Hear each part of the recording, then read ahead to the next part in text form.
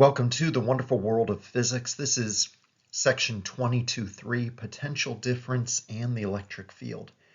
In chapter 20, you learned about the electric field. In chapter 22, so far you've learned about potential difference. And now we're going to combine the two and look at how the potential difference relates to the electric field.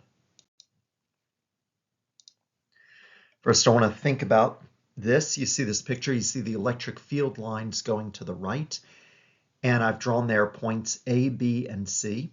And let's think about moving a positive test charge from A to C. And the question I want you to think about is, if we move the positive test charge from A to C, is the work we do positive, negative, or is it zero? Let's look at the answer.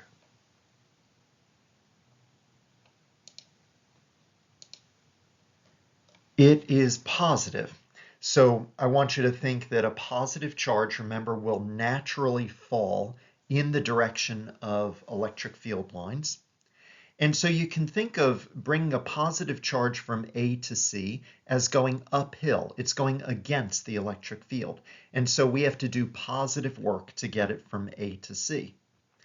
And by the way, if we were talking about a negative test charge, it would be the opposite.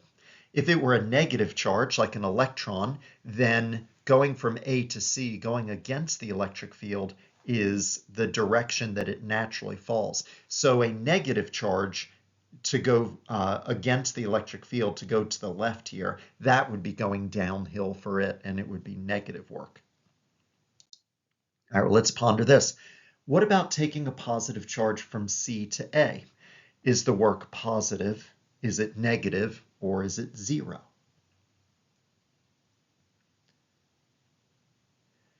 So you should think going from C to A, from left to right in this picture, it's going with the electric field. That's the direction that the electric field will normally take it.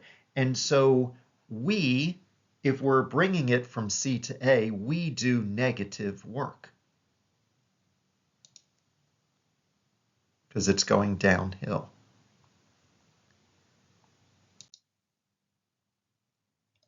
And then finally, going from A to B. If we want to move the charge A to B, and it's positive, is the work positive, negative, or zero? And in this case, it's not going uphill, it's not going downhill, and so we don't have to do any work to make that happen. So it's going perpendicular to the electric field.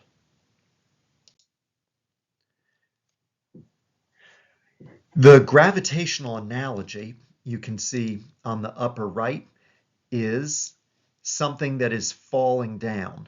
And so going from A to C, if we want to raise something up against gravity in this picture from A to C, we have to do positive work. If we want to bring it from C to A, we do negative work on it. And if we want to bring it from A to B, we don't have to do any work against gravity. Now, A and B are at the same potential. And I want you to look now at these electric field lines. And what I've drawn, the dotted lines are called equipotential lines.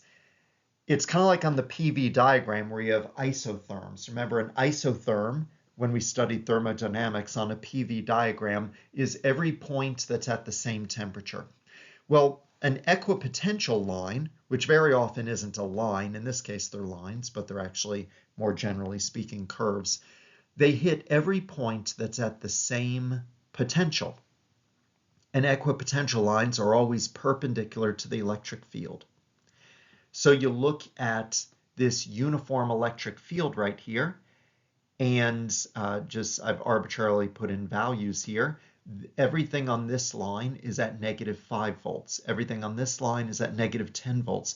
Everything on this line is at negative 15 volts. And I want to take this opportunity to remind you, as you look at that picture, that electric field lines always point in the direction of decreasing voltage. Now, the closer the lines are to each other, the stronger the electric field. So comparing the top picture with the bottom picture, notice with the bottom picture, it decreases more rapidly, -5 volts, -10 volts, -15, -20. In the same space that the top picture went from -5 to -15, this bottom picture, this electric field goes from -5 to -30. So it's a quicker drop in the electric field. That means it's a quicker drop in voltage. That means it's a stronger electric field. So the field is stronger, and that means there's more voltage change per distance. And actually, as you'll see in a bit, we can measure electric field not only in newtons per coulomb, but in voltage change per distance.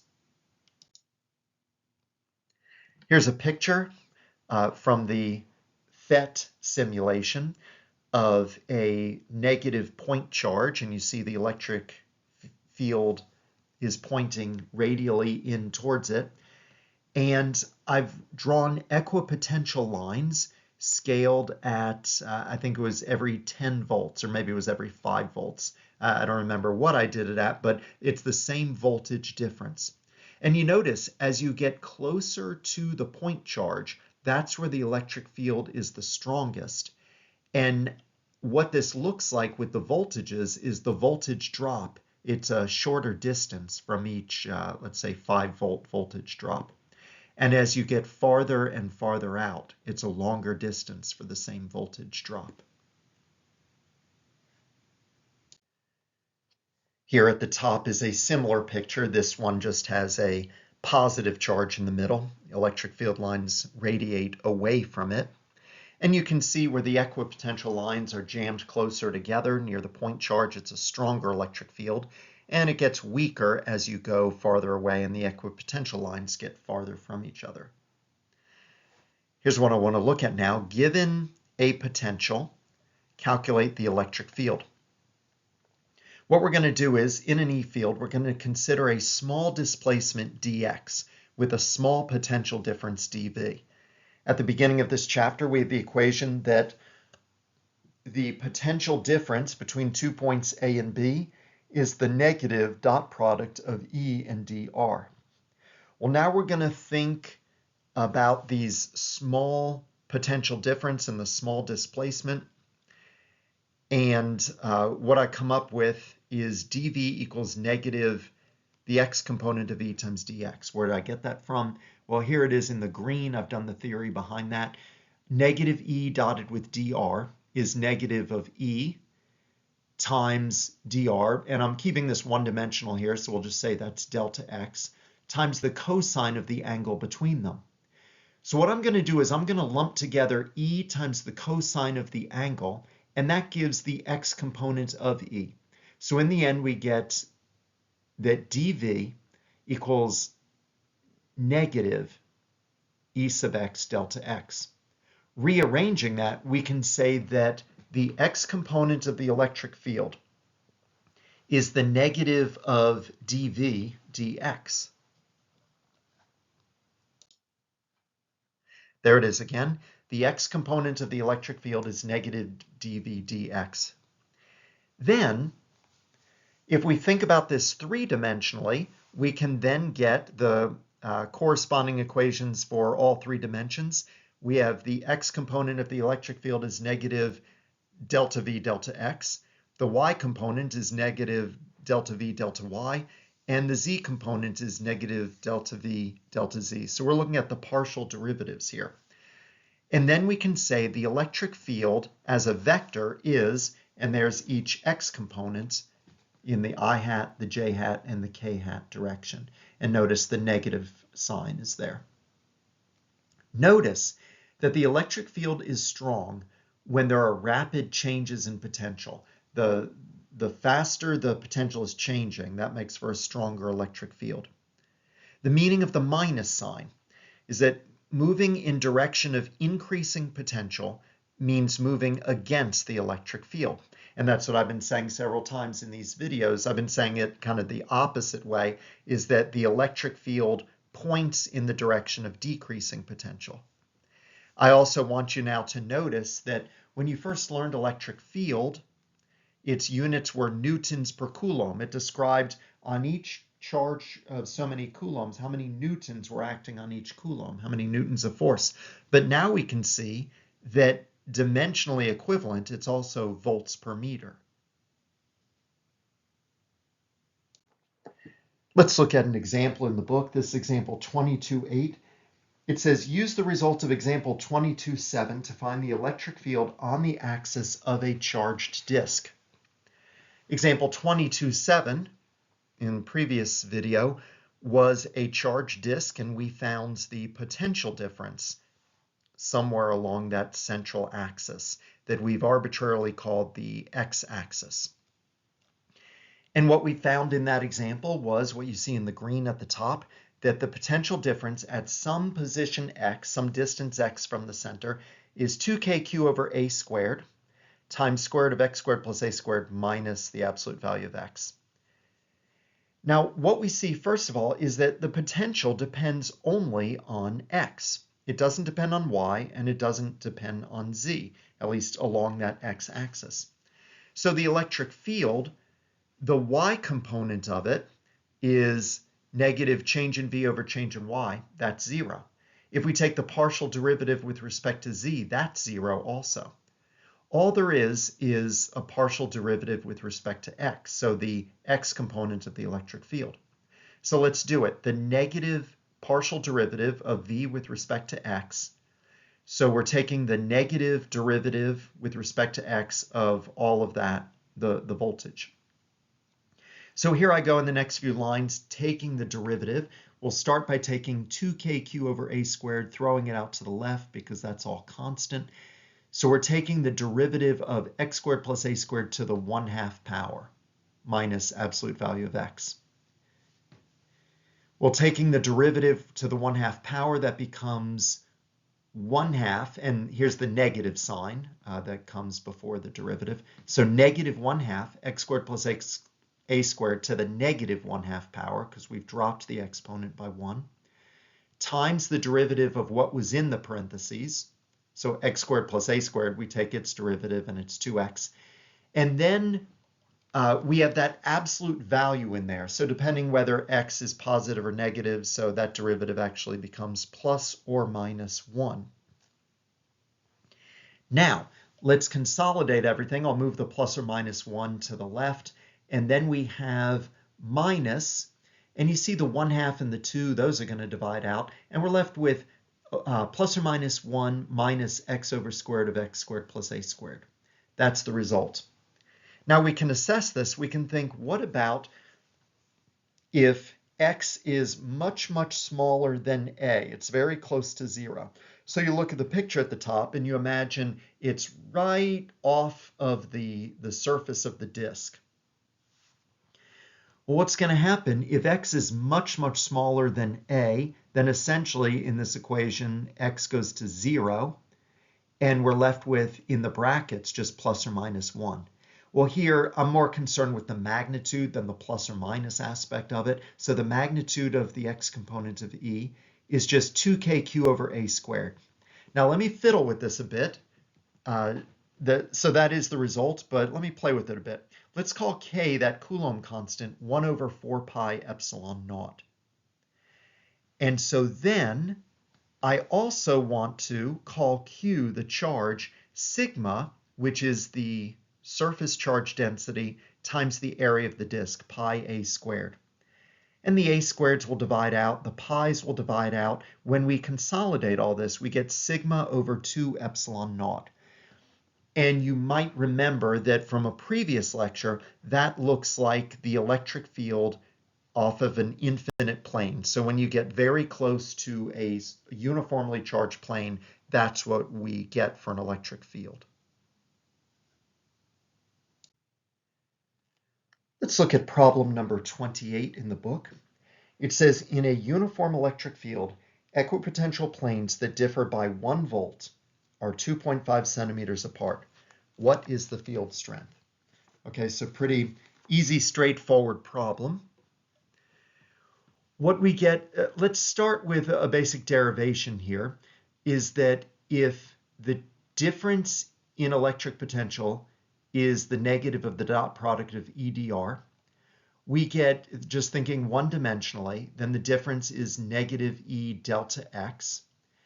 And what that brings us to is the magnitude of the electric field. So I'm ignoring the negative sign here, just the magnitude. Magnitude of the electric field is delta V over delta X. So this is a good equation to know right here. That's how we define magnitude of electric field, how much the voltage changes per distance change.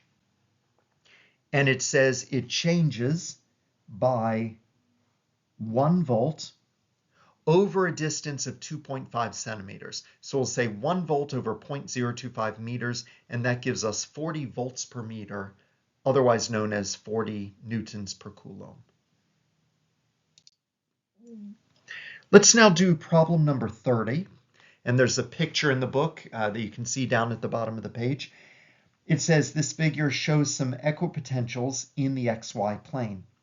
In what region is the electric field the strongest?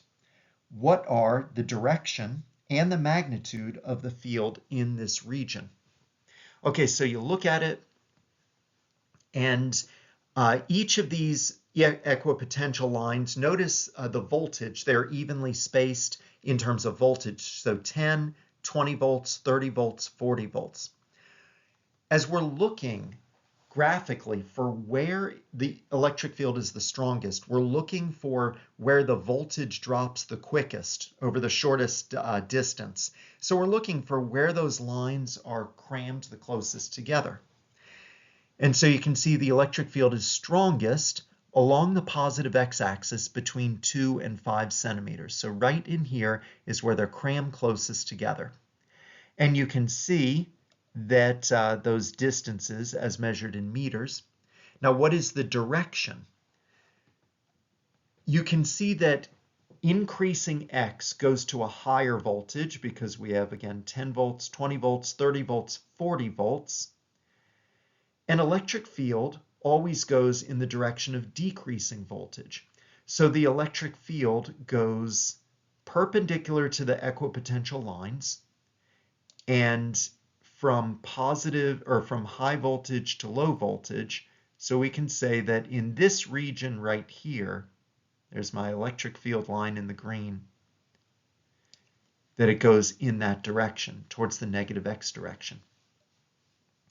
And then it asks, what is the electric field? Well, we can look at the change in voltage over the distance, and let's just take from the 40 volt line to the 10 volt line. So the change in voltage is 40 minus 10, and the distance, the same corresponding distance, is 5 meters minus 2 meters. So we have 30 volts over 3 meters, so we can say 10 volts per meter or 10 newtons per coulomb.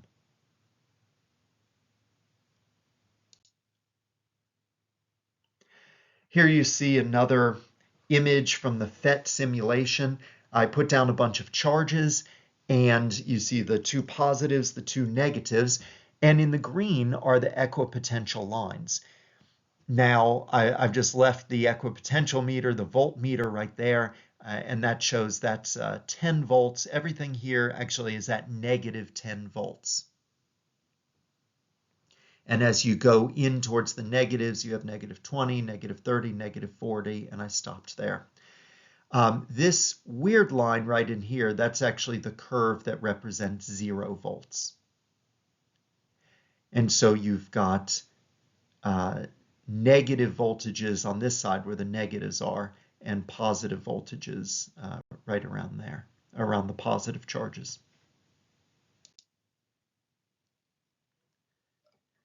Let's look at an example. This is related to chapter 20, number 55, which is calculate the potential at X and calculate the electric field at X. So we did this problem on a previous video back in chapter 20. It was about a uniformly distributed charge along, you can think of that as a rod, and we want to know what is the potential some distance X, as you can see in the picture. And previously we looked at what the electric field is, but now I want to know what is the potential. So we're going to calculate the potential and calculate the electric field. So we can start by saying that V equals the sum of all the dV's, and that equals the integral of k dq over r. So we're thinking about it as on the line of charges, a bunch of little point charges. So remember, this equation comes from that the potential difference from a point charge is kq over r. But we're taking these little point charges, so we'll call it k dq over r. Now, we don't want to integrate over dq, we'd rather integrate over space, or so dr or dx. So let's set up a ratio.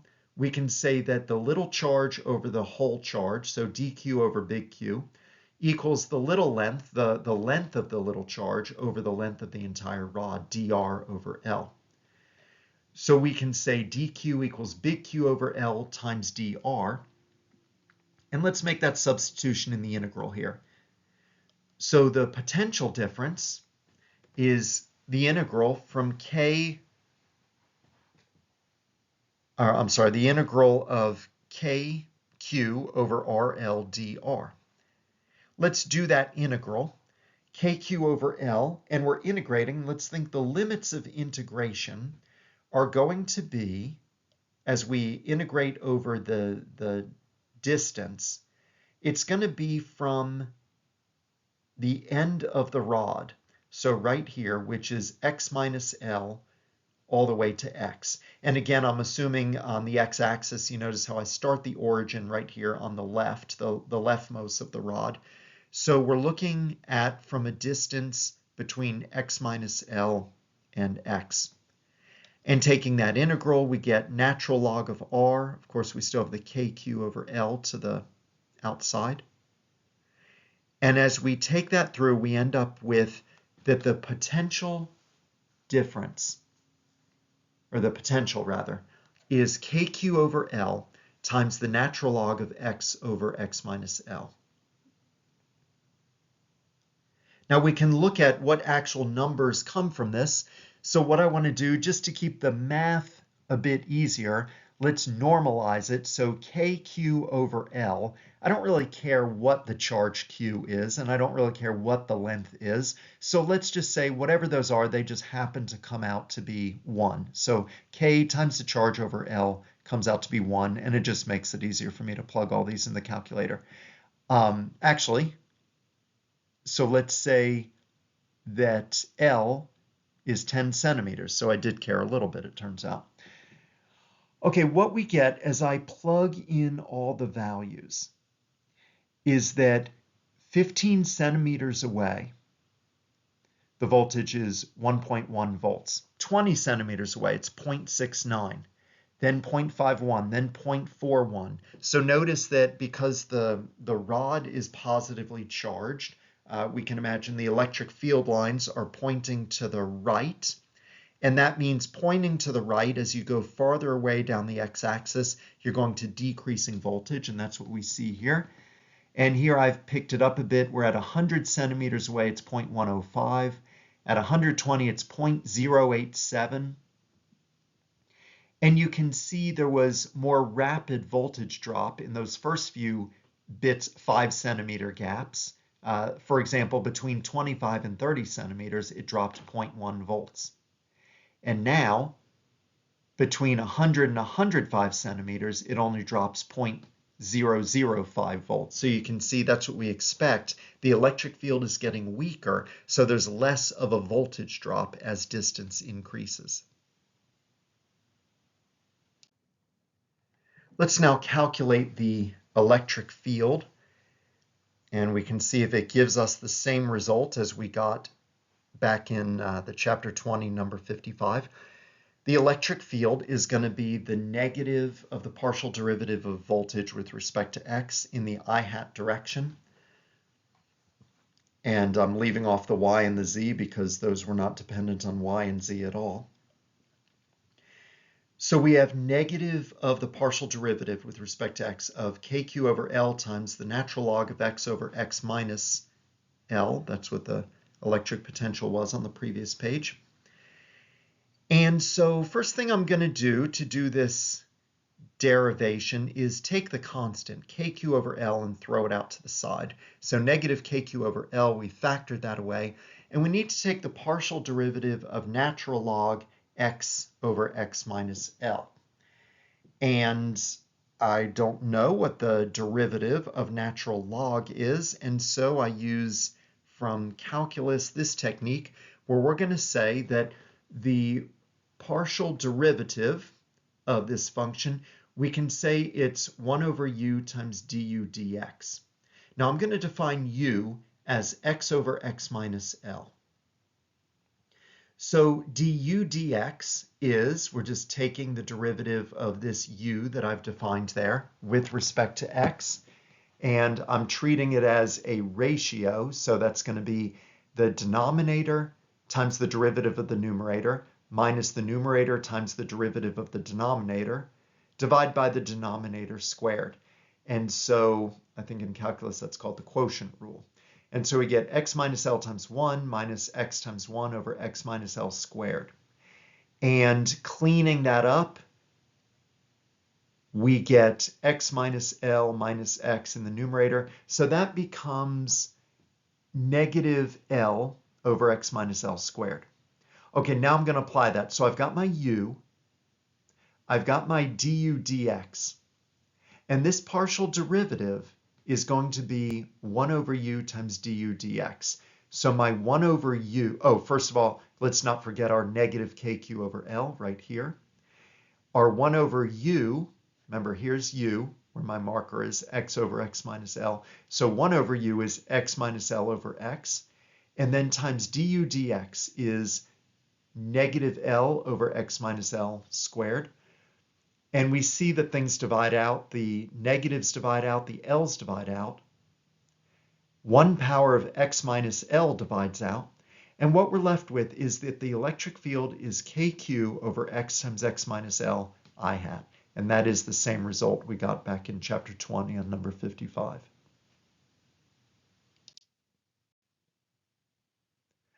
And so just to remind you, this was the page from that.